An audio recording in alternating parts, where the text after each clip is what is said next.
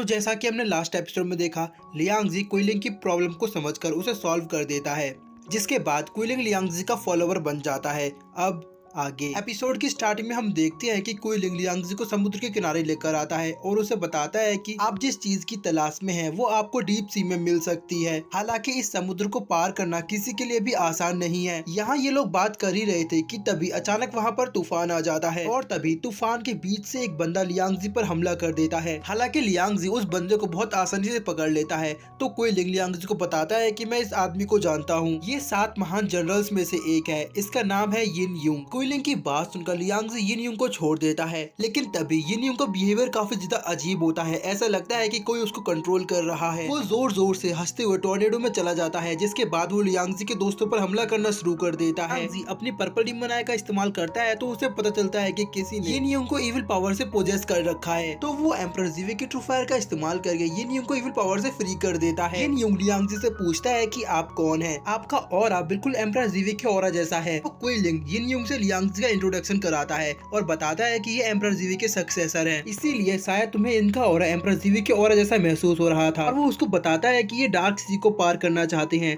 तो ये सुनते ही यिन यूंग अपनी शिप को बाहर निकालता है और कहता है कि मैं आपको डार्क सी पार करा सकता हूँ। और फिर हम देखते हैं कि जैसे ही चुई फान शिप पर चढ़ने के लिए जाता है, तो एक शील्ड चुई फान को दूर फेंक देती है। यिन यूंग लियांगजी को बताता है कि मेरी शिप एक शील्ड से कवर की गई है, मेरी शिप पर केवल एम्परर जीवी का सक्सेसर जा सकता है, इसीलिए अगर तुम सच में एम्परर जीवी के सक्सेसर हो तो मेरी शिप पर चढ़कर दिखाओ। उसकी बात सुनकर लियांगजी शिप को गौर से देखता है और मुस्कुराते हुए सोचता है कि तुम मेरे साथ खेल खेलना चाहते हो, चलो फिर मैं भी इस गेम के लिए पूरी तरह तैयार हूँ। और फिर लियांगजी शिप पर चढ़ने के बजाय शिप पर लगी हुई शील्ड को अपनी किक से तोड़ देता है, ताकि उस शिप पर लियांगजी के दोस्त भी आ सके। लियांगजी के इस मूव को देखकर यिन यूंग काफी ज्यादा हैरान होता है।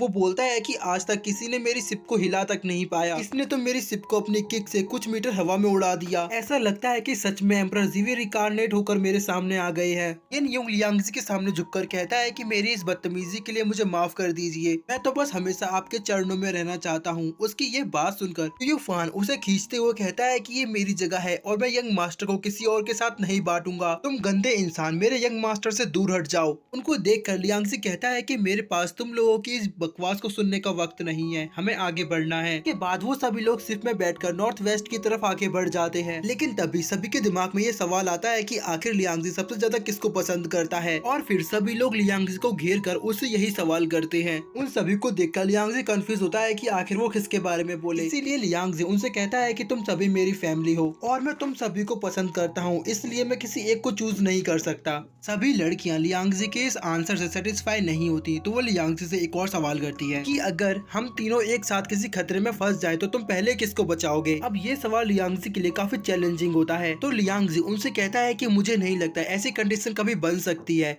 लेकिन अगर कभी ऐसा होगा तो तुम्हें पता ही है मैं कितना स्ट्रांग हूँ, मैं तुम तीनों को एक साथ बचा सकता हूँ। तो उसका जवाब सुनकर वो तीनों लियांगजी के मुंह पर पंच करती हैं और कहती हैं कि ये कोई आंसर नहीं हुआ, हमें जरा सोचकर आंसर दो, तुम पहले किसकी जान बचाओगे। अब यहाँ सवाल जवाब का सिलसिला चल ही रहा था कि तभी अचानक पानी के अंदर से एक बड़ी सी फिश बाहर आती है, जिसके अंदर से द सन ऑफ एम्परर निकलते हैं। सन ऑफ एम्परर को देखकर यिन यूंग सोचता है कि ये कैद से कब आजाद हुए और आखिर ये यहाँ पर क्या कर रहे हैं। मैंने ये नहीं सोचा था कि मैं दोबारा उनसे इस तरह मिलूंगा। लियांगजी उससे पूछता है कि क्या तुम्हें पता है द सन ऑफ एम्परर यहाँ पर क्या कर रहे हैं। तो यिन यूंग उसको बताता है कि जब एम्परर जीवी ने द सन ऑफ एम्परर को ब्रॉन्ज गेट के अंदर कैद किया था, तो उन्होंने ब्रॉन्ज गेट की रखवाली ड्रैगन क्लैन के हाथों में छोड़ी थी और उसके साथ ही उन्होंने ड्रैगन क्लैन को एक ट्रेजर दिया था, जिसे हर सक्सेसर को आगे पास किया जाता है और उस ट्रेजर के बारे में आज तक किसी को भी नहीं पता। हो सकता है कि द सन ऑफ एम्परर उस ट्रेजर की ही तलाश में है। के बाद हम देखते हैं कि अचानक ही लियांगजी की ड्रैगन सोल रिएक्ट करने लगती है और वो उसकी बॉडी से बाहर आ जाती है। तभी लियांगजी की शिप के सामने एक बड़ा सा वाटर ड्रैगन अपीयर होता है, जिसे एम्परर जीवी ने डार्क सी में आने वाले लोगों को रोकने के लिए लगाया था। वो ड्रैगन लियांगजी की शिप को डुबाने के लिए एक टॉर्नेडो क्रिएट करता है, जिसकी वजह से लियांगजी की शिप उसके चारों ओर घूमने लगती है। और बस इसी के साथ हमारा आज का ये एपिसोड यहीं खत्म हो जाता है। इसका अगला पार्ट आपको लगभग आधे घंटे के अंदर मिल जाएगा।